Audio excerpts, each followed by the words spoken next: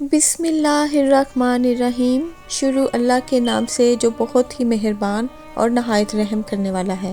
پوری دنیا پر حکومت کرنے والا ایک ایسا بادشاہ جسے اللہ تبارک و تعالیٰ نے ایک مچھر کے ہاتھوں ہلاک کر دیا۔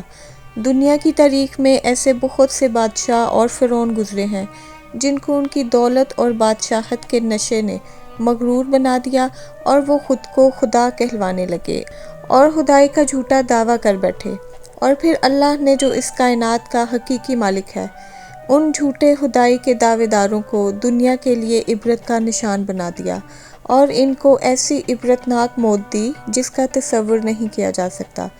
خدائی کا دعویٰ کرنے والوں میں سے ایک نام نمرود کا بھی ہے۔ آج سے ہزاروں سال قبل ملک بابل میں ایک بادشاہ کی حکومت تھی جس کا پورا نام نمرود بن کنعان بن قوس بن سام بن نوح تھا۔ نمرود بہت ہی سرکش اور ظالم شخص تھا۔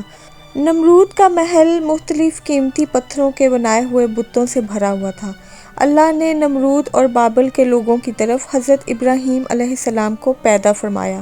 آپ نے نمرود کو اللہ کی عبادت کی دعوت دی، مگر نمرود کی سرکشی، گمراہی اور غرور اور تکبر نے اسے اللہ کے سامنے کھڑا کر دیا۔ جب حضرت ابراہیم علیہ السلام نے کہا، میرا رب تو وہ ہے جو زندہ کرتا ہے اور مارتا ہے، تو نمرود نے جواب دیا کہ میں بھی جسے چاہوں زندہ کر دوں اور جسے چاہے مار دوں۔ حضرت ابراہیم علیہ السلام نے کہا، میرا رب سورج کو مشرق سے طلوع کرتا ہے، اگر تو خدا ہے تو سورج کو مغرب سے نکال کر دکھا۔ یہ سن کر نمرود لاجواب ہو گیا، اور نمرود نے حکم دیا کہ بطور سزا ابراہیم کو آگ میں ڈال دیا جائے۔ لہٰذا بابل کے لوگوں نے ایک خاص مقام پر لکڑیاں جمع کرنا شروع کر دیں۔ جب لکڑیاں جمع ہو گئیں اور نمرود کے حکم سے اس کے کارکنوں نے ان لکڑیوں میں آگ لگا دی جس کی حرارت اتنی زیادہ تھی کہ کوئی ان کے قریب بھی نہ جا سکتا تھا۔ جب ابراہیم علیہ السلام کو اس جلتی ہوئی آگ میں پھینکا گیا تو اللہ کے حکم سے وہ آگ ٹھنڈی ہو گئی۔ جب نمرود کو یقین ہو گیا کہ یہ آگ بھی ابراہیم کا کچھ نہیں بگاڑ سکتی تو اس نے آپ کو آزاد کر دیا۔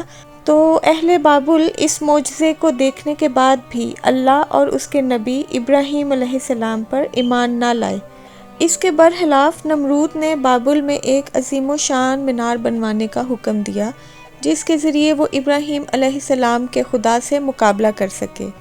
اس نے مزدوروں کو یہ حکم دیا کہ اس مینار کو اتنی بلندی تک تعمیر کیا جائے کہ وہ بادلوں تک پہنچ جائے، تاکہ وہ بادلوں تک جائے اور آسمان کے خدا سے جنگ کر کے اس کی سلطنت کو بھی فتح کر لے۔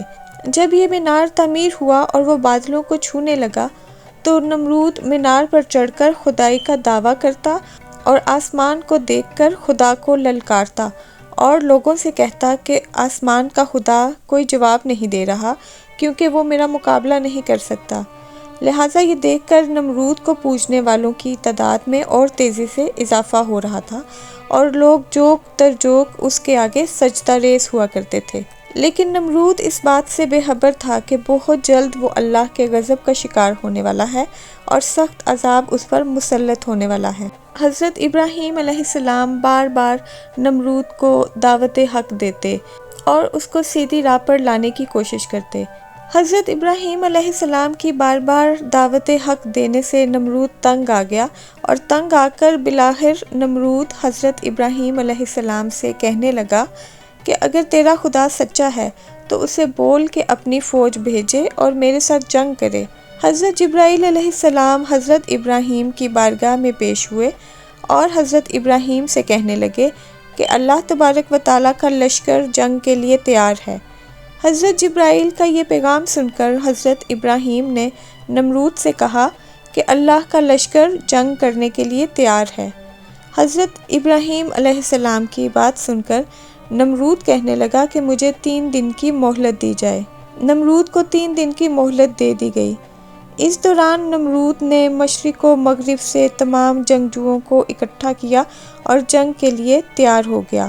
اس کے باوجود حضرت ابراہیم علیہ السلام نمرود کو ایمان قبول کرنے اور لا شریک معبود پر ایمان لانے کی دعوت دیتے رہے، مگر غرور اور تکبر سے چور نمرود نے انکار کر دیا۔ حضرت ابراہیم نے کہا کہ خدا کی قدرت اور طاقت تم اور تمہاری فوج سے کہیں زیادہ ہے۔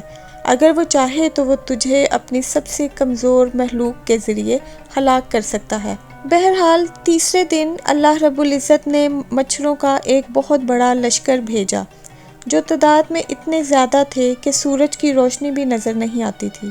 یہ مچھر پورے بابل شہر میں پھیل گئے اور نمرود کے لشکر پر حملہ کر دیا۔